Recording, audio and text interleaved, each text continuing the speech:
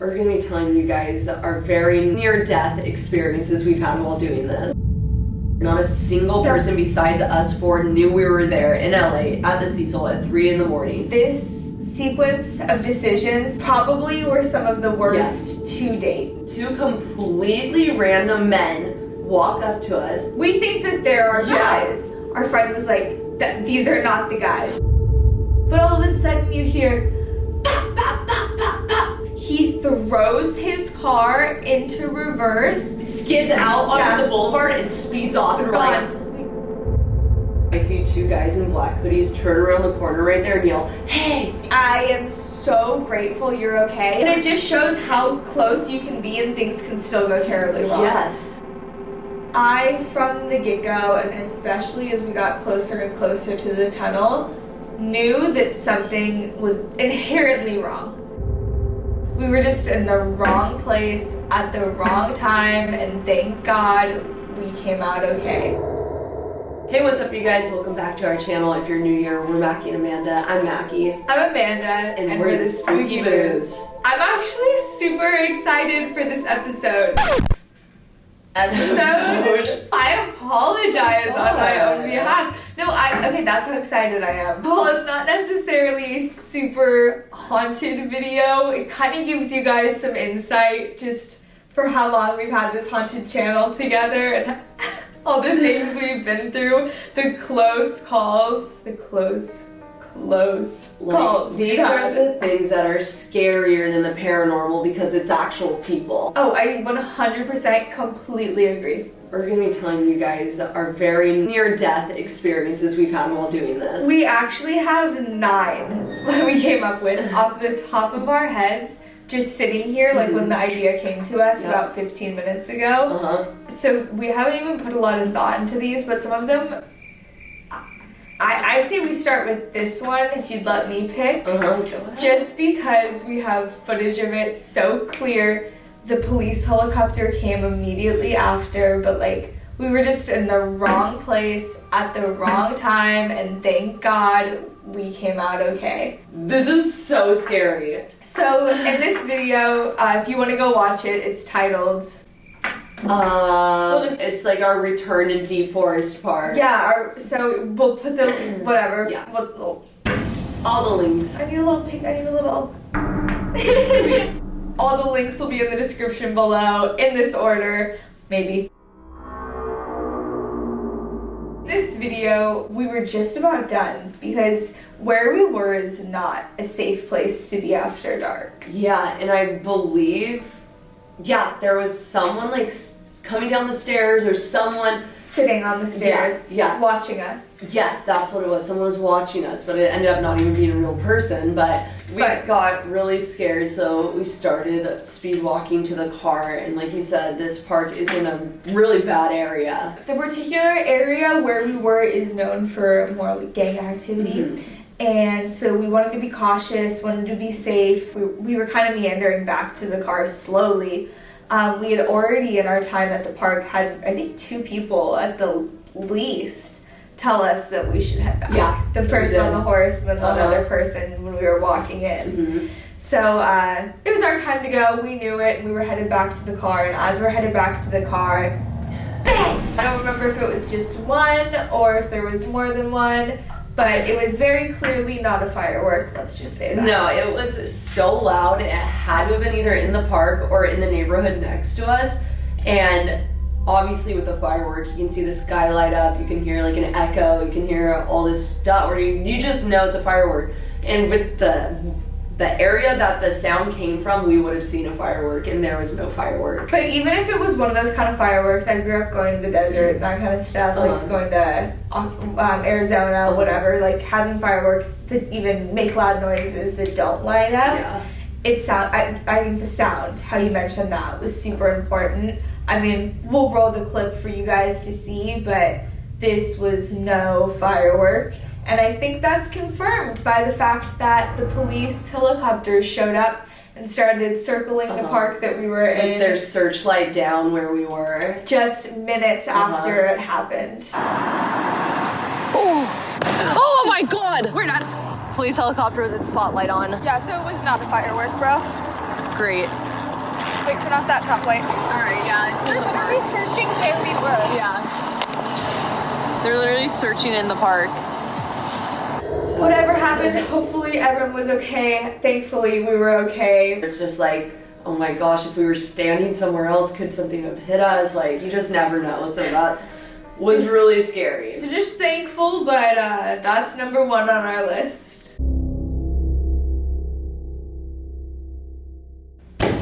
This next one, this was terrifying after, because we were at the Elfin Forest, and this whole time we were there, it was under this bridge that we kept going to. While we were under there... Can I just say really fast? Yes. We had been there multiple times in the past month. Yeah.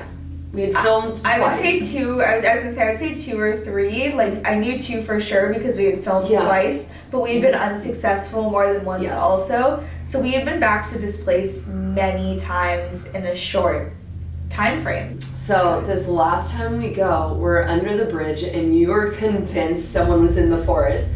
And I'm like, I don't know, like maybe we should just go down there, like we're not seeing anyone, no one's responding to us.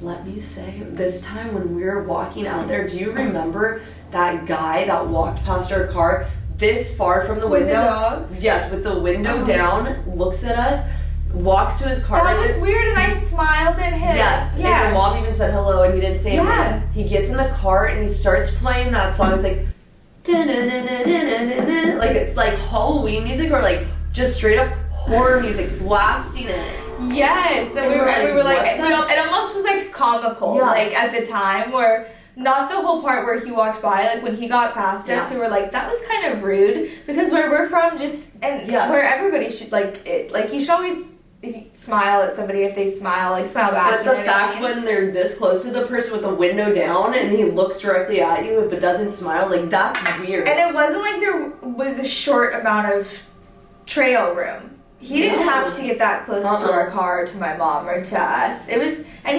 very, very weird and just off-putting. I just remembered that right now, and the fact they started blasting that music, and we were I like, had forgotten what the about that fuck? music I completely. Me too. We go down in there. We get in there. It's Into Elfin was Forest. black. Like we go past Under the the bridge, bridge. basically where he came from. Yes. Sorry, I just Oh, wanted it's to okay. Sun's down at this point, completely dark. Yeah. You were convinced someone was in there, and I'm like, I don't know. No one's saying anything. Who knows? And we sorry again, okay. and we were saying things like we of course always we always use protection.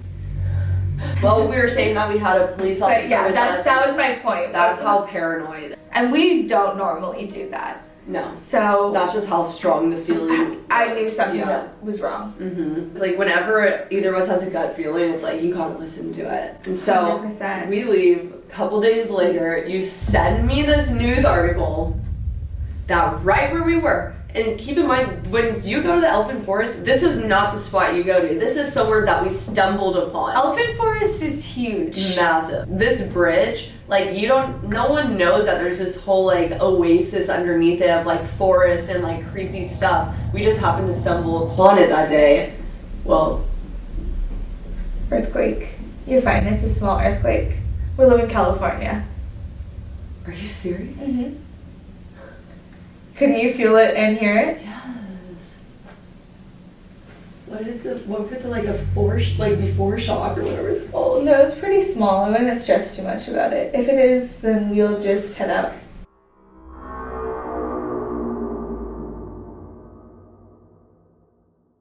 So Just Amanda California sends me things. a news article about a body that had been dumped and discovered right there at that exact bridge. Literally where we go, where we're standing. Where we had been going.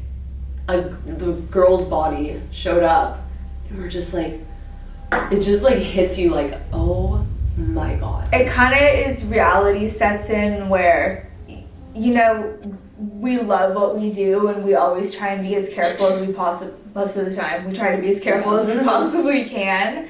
But it really is like a dangerous thing. Mhm. Spirits are, people are, Yeah. and the fact that this girl ended up, I mean, unfortunately murdered. Mm-hmm. God, it's just terrifying after just thinking like, oh my god, like what if someone was in the forest, what if this person, like, just like, what if that could have been us? Yeah. You never know. So that was just really scary looking back on, like, wow. Just, you gotta remember to be blessed that we're here and pray for the family of those who were lost. To lighten the mood a little bit before we get into Cecil Hotel, because that's just a crazy one, I think we should bring our very last pew pew Oh my god. story in, and it involves one of our favorite places, Taco Bell. Taco Bell drive-thru. This is where it all goes down. We pull in, the way this Taco Bell drive-thru is, it's kind of at a 90-degree It's a angle. 100% 90-degree angle. Okay, I was like, I didn't want to be dramatic, but like, yeah. It is the most aggressive drive-thru you'll ever go in. It's really, really different. And it's a small parking lot. There has to be around 6 spaces in the parking lot, some of them being handicapped, so,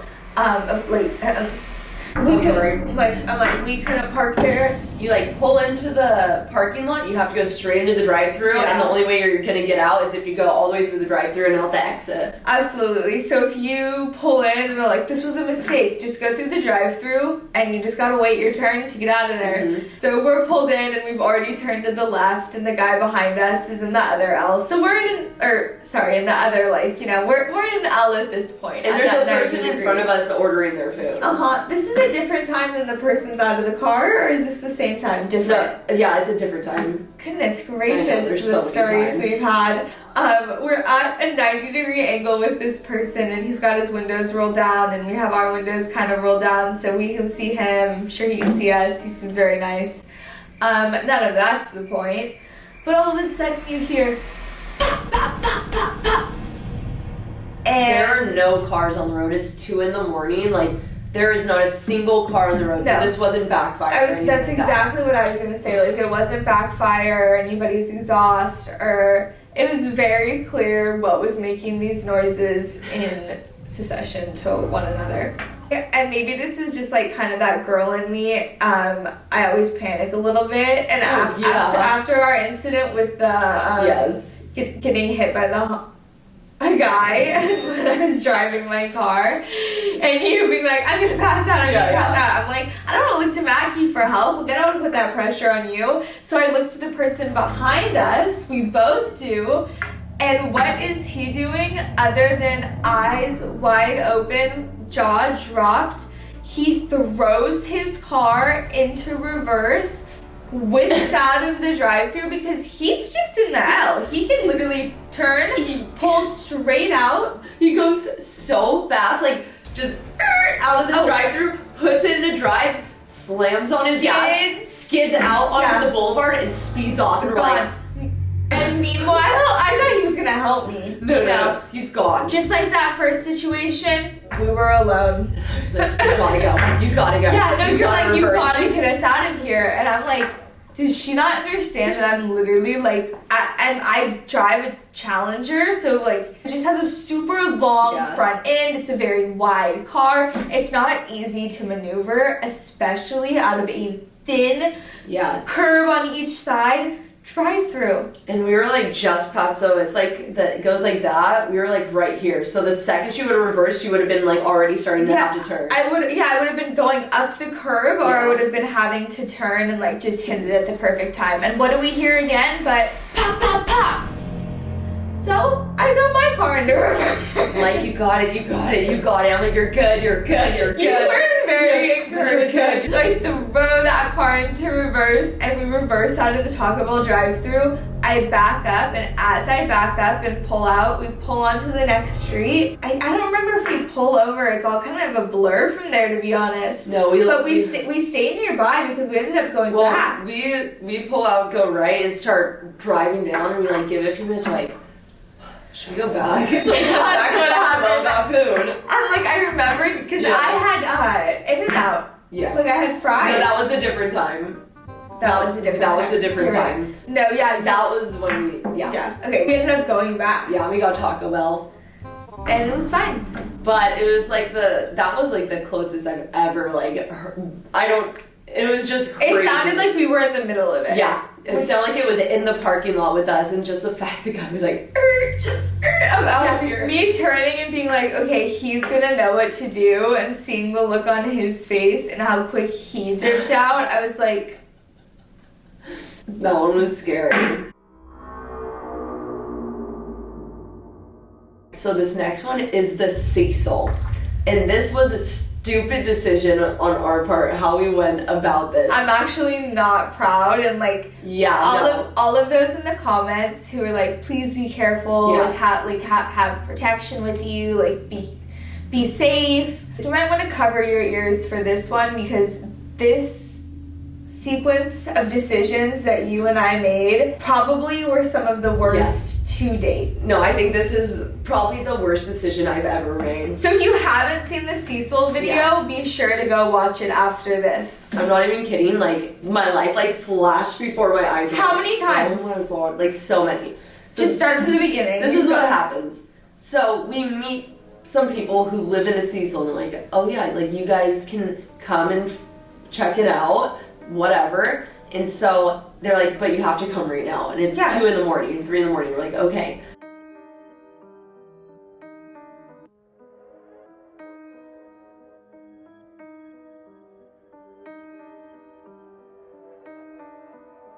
It just takes a while, and it's kind of delayed. It keeps getting delayed, put off a little bit. So we're waiting in the car for a long time for these people to let us know whenever to head in. And so they text us and say, all right, there's some other people who live here that are actually going to come let you in. And we're like, okay. Which made us a little bit nervous, but we were also like, the Cecil is one of our dream locations. We were like, okay, like, we'll do it. So we get out, and we're like, we're just going for it. It's like adrenaline. And we shove the camera in my jacket, and just... Because it's not the best of areas in downtown LA. Yeah, on Skid Row at 2 in the morning. So we walk up. A little later. Yeah, you're right. I think it was like 2:30 or 3. Mm-hmm. We walk up to the door. 2 completely random men walk up to us, and they go, oh, are you guys headed in there? Are you going in there? And we're like, yeah. So we think that there are guys.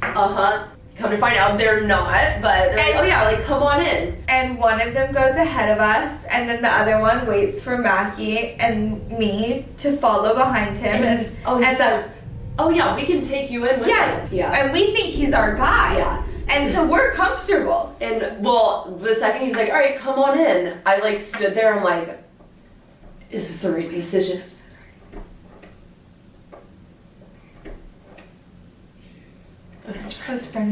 In that moment, I'm like, oh my god, is this a really bad decision we're making right now? Yeah. But I've been thinking that. My body just goes in, and I'm like, we're in. The people we know are like, okay, you're going to take this elevator to this floor. These guys are like, we're getting in this elevator, and we're actually going to this floor, completely different floor.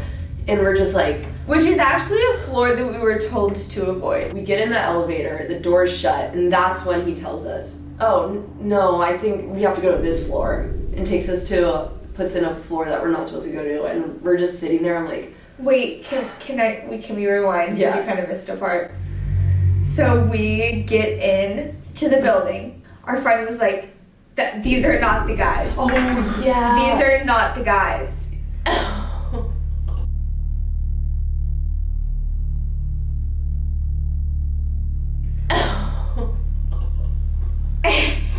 And Mackie and I immediately we think, how, of course they're not the guys. It is too late. There's nothing we're in the lobby with them. So he goes, go back outside. Do you remember all that? Yeah. Yes. So I'm like, how are you missing that part? You knew right away. Well, no, I didn't. Until we were in the elevator, and the guy's like, oh, we're going to this floor. I'm like, oh no, he said to meet him on this floor. He's like, no, like, you can't go that floor. And the floor that he was gonna take us to was the floor that our friend had told us to absolutely not. Because it wasn't occupied. Like, there's renovating it. And so we're standing in the elevator with the door closed, and the guys already pressed the button, and I literally reach over and hit him, like, he said Just in time. He said he's at this floor, so maybe we just go there first. We were 3 floors away. Had you not like reached up, it was like a 2-second difference between us getting to that non-renovated empty floor and us getting to a floor that had tenants on it. Oh, yes. And the people we know weren't there yet. No. We were the first and only ones inside, because when we were all in the car waiting, they said we're gonna do 2 people and then the next 2 people. Like, we just don't want to have 4 people coming in and have anything be too crazy. Yeah. So Nikki and Liz were like, okay, you guys just go ahead. And we're like, okay. And it had to happen so fast. Like, there couldn't be a second of hesitation. So we're just like, okay, guess we're getting out of the car. Guess we're going in. I just knew it was our only chance, and if we wanted it for so long and we had spent so much time there, and like, this was our chance, and we freaking took it. So we got out of that car with our equipment, with our stuff shoved under our shirt, and we went to the Cecil alone and waited for reinforcements. It was the dumbest idea we have ever had, because even while we were in there were points when just things could have, like, that's not even on camera, that are just like, oh my god, we could have died so easily. At one point, someone walked in one of the rooms we were in, shut the door and locked it, and said, I was just locking it so like no one would come in here. And we're like, what? Like, what? And it's just the 4 of us girls alone. We have our cameras, and we have some stuff with us, you know what I mean? But no one has a CC. Someone else mentions that one time one of their firearms, a bullet went flying out of it, so they made that known that they had one in their room. That was a tenant who decided, because he saw our stuff. We ran into people who lived there while we were in elevators and the Elisa Lamb elevator and stuff. And none of these people are in our video, just to make that clear. Yeah, so it's just, this is all stories of tenants that we got to meet, that he had a firearm, and as he was loading the magazine, it was completely loaded, and one of the bullets goes flying out of the magazine, and the magazine actually spun in a circle on the table. Yeah. It was just not a good decision. We turned out okay, but like, honestly, it so easily could have been. Like, no one knew we were there. Not a single person besides us 4 knew we were there in LA at the Cecil at 3 a.m. No one. Because it was such a last minute thing, and if you want to see how it happened, it really is such an insane story. We were led there by a spirit, not a doubt in my mind, which I know sounds insane. But go watch our Culver City video with Liz and Nikki. And then go check out our Cecil video that we have all together also, because the circumstances are not only insane, but completely dangerous. And that was just not good. One of the other times that we pushed the envelope and our luck. Oh, God. Moving on. This next one is one of the craziest ones that I've ever had. This was actually, like, terrifying. I'm so sorry to interrupt you. This one, like, I'm trying to get my words together so I can say this in a way that's not going to get us banned from YouTube. Oh, okay. This one, I saw it for the very first time when I knew what happened. Yeah. After it happened, because we were together, obviously. But seeing the footage from your point of view, because you're the one who had the camera while I was holding the door open, it made me, like, beyond angry. Yeah, no. Like, beyond, not, like, past scared. This one is terrifying and what's wrong with the world. Yeah. And I am so grateful you're okay, and I'm so mad at myself that I was there holding the door open for us, and you were so close still. I know, and it just shows how close you can be, and things can still go terribly wrong. Yes. But yeah, I'm gonna let you take this one over because you were there. It's your story, but like, to let you guys know, this one is one that's gonna stick with me for a long time. Me too. We were done investigating. It was like 2 or 3 a.m, and we forgot to get B-roll, and we were leaving in the morning, so it was like the only chance. So it's a small town. It's like everyone, it's like the feel that everyone knows everyone, that it's safe. it's freezing, and I'm like, okay, I'm just gonna run out front really quick and get B-roll. It takes 1 minute. Which is so nice because cold makes my body hurt, and so she's like, I'll do it. Yeah. And like, literally what a best friend does, you know? Sorry, that's continue. Amanda waits at the door, but our entrance into the hotel was on the back of the hotel, and upstairs. Upstairs. So we wanted to get the front of the hotel, so I had to walk out and go to the front like that. And so I walk out down the stairs. The first time I walk out, it sounded like someone was in the dumpsters, and we were like, what the fuck? But then we waited there, and it looked like whoever it was just walked away. Like, it looked like a normal person. They just walked down the street. So we're like, okay. So I walked back out, walked down the side of the hotel to get to the front, and while I'm walking there, I start getting like kind of a weird feeling, but I'm like, oh, it's just like creepy at 3 a.m. Yeah. I walk out, cross the street. Actually, I'm standing in the middle of the road because no one's on the road in this small town, and I'm holding the camera there. It's empty. No one's there. No one's there. I'm holding the camera, and I get this voice, like in my mind, it was not my voice, it was someone else that said, run. And so I had to take off then. I mean, you can see in the clip, we'll play the entire thing after this, that you immediately, like, from, like, just a kind of dead stop, take off. Yeah, literally just standing there, and I just take off. And you're not a runner. You eventually slow down a little bit, and it kind of seems like, okay, I'm getting like you're getting your bearings, and, like, things are going to be okay. Well, and the second I started running, it felt like there's someone chasing me, there's someone right, like that's the feeling. Like if you were seriously being chased down by someone, the adrenaline you'd feel, that's what I was feeling when I first took off, when I heard run. After about 20 seconds of running, the feeling's still there, but I'm like, okay, I don't see anyone around me, like, I don't know why, like where this voice is coming from, but I don't see anyone. And so I start to slow down, and then I'm doing a speed walk at this point, because I can see like the staircase going up. And then again, I hear that voice in my head, like, no, like, you need to run. And you just, take off.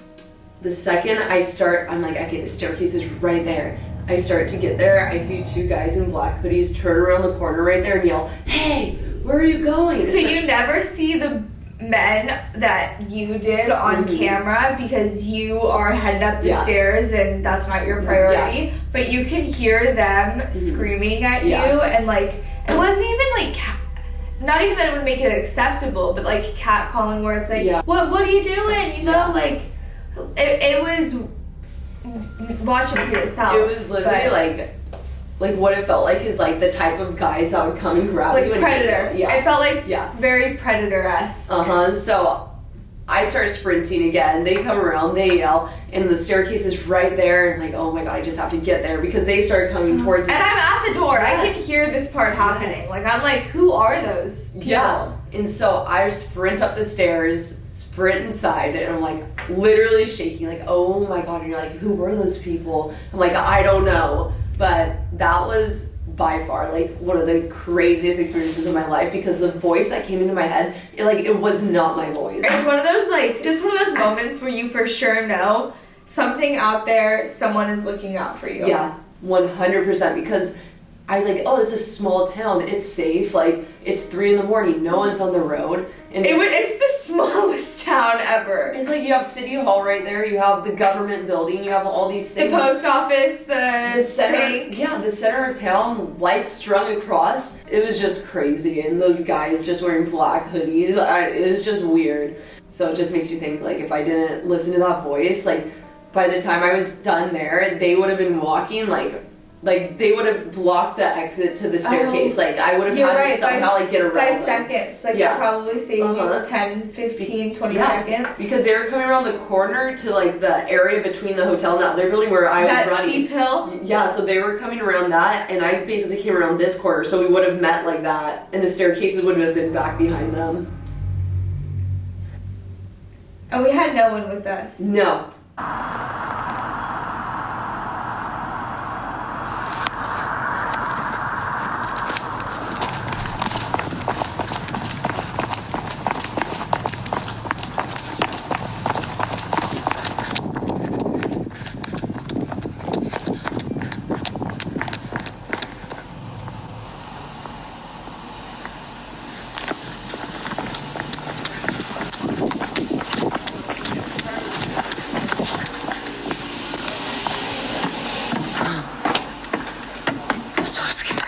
That was a good hustle. Oh, she's so scary. What is that? I'm gonna pass out. What is that? 1 second. That was a bad one.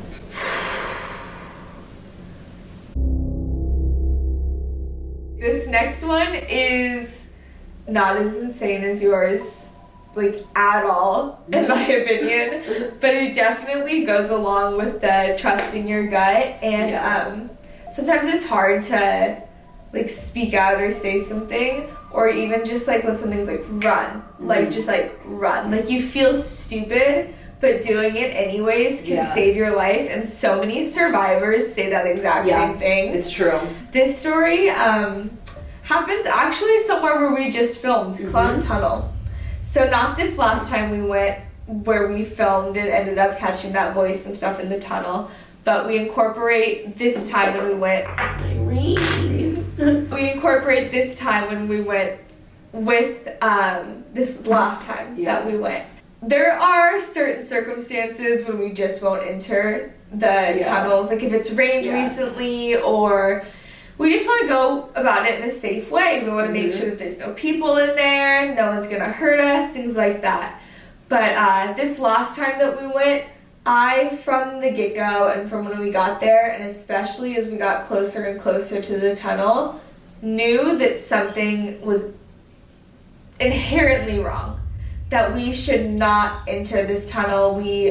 You or I, or both of us together, it didn't matter what we had on us, it didn't matter what we had for protection, you and I, whether this thing was living or dead, should not go in this tunnel. I knew.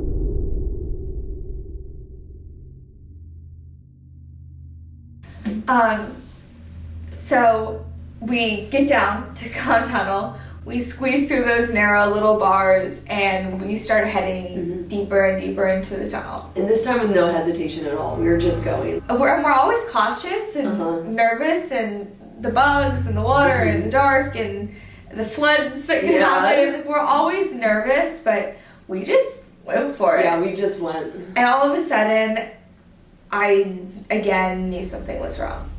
And you, again, without questioning anything, but us trying to figure out what it was. Is it living? Is it someone dead? And I don't remember if I leaned towards it being living, but it felt so strong. We knew we had to get out of there. And so we were just like, out of nowhere, you're like, I think we need to go. And so we left the tunnel. And headed to our cars, threw our backpacks, threw our stuff in, started the car, and started to head out. And as we started to head out, multiple cop cars started pulling in and headed towards the tunnel. And it was just so crazy because even when we were walking out the tunnel, like on camera you can hear someone screaming, but in the moment we didn't know that. So I didn't know that in this moment. I didn't know that either until we just uploaded the video, and I was like editing it. I'm like, I don't remember this at all. Yeah, there's someone screaming when you're like, we need to go. We start walking up. Like a man or a woman? A woman. I think it sounds like a guy yelling, like, ah. But yeah, so we get out, we get to the car, we sat there for like 10 minutes, and then we're driving away. To go back in, yes. probably. And we're driving away, and then that's when the cops showed up. And there was like 2 people standing outside, like not outside the tunnel. And they were sitting on the curb. Yeah. And the cops I wonder if they're the ones who called. I know, I think so. Anyways, we put the footage in the video, right? And the most recent video we did, we went, for some reason, we returned to Clown Well, I Tunnel. think the reason we returned is because we left so quickly that first time. We had all this footage for 8 months and like 20 minutes of footage because we're like, well, we walked in and then something happened, so we walked out. So this second time, we're like, we have to go back and go in. This time, Brandon and I were alone, and you had gone and grabbed something. We didn't even, so I was in the tunnel alone. We caught a voice so loud, a woman's voice, that we didn't even go in this time. No. One at a time we went in. But go check out that video. It's absolutely insane. We talk a little bit about this. Those are the ones we wanted to talk about for this video. Well, we actually have a lot more. So, if you guys want to see a part 2 with some more, let us know. But also, we have 2 more near-death, crazy, funny story experiences that we want to share with you guys. So we're gonna have one of those on our Patreon. If you want to go see the next near-death, crazy experience we've had, go subscribe, and whew, it's a doozy for sure. It is a doozy. But other than that, we hope you guys enjoyed this video. If you did, let us leave. Sorry, you messed up my leg. I think. I don't think so. You did? Okay. We have one more embarrassing, whoa. We have one more crazy, I'll say it again because you're So embarrassing, we almost died. So embarrassing, we almost died. How embarrassing. How could Hit that like button, hit that subscribe button. It really, really helps us out. Other than that, we hope you guys enjoyed. Thanks for watching, and we'll catch you in the next one. Peace.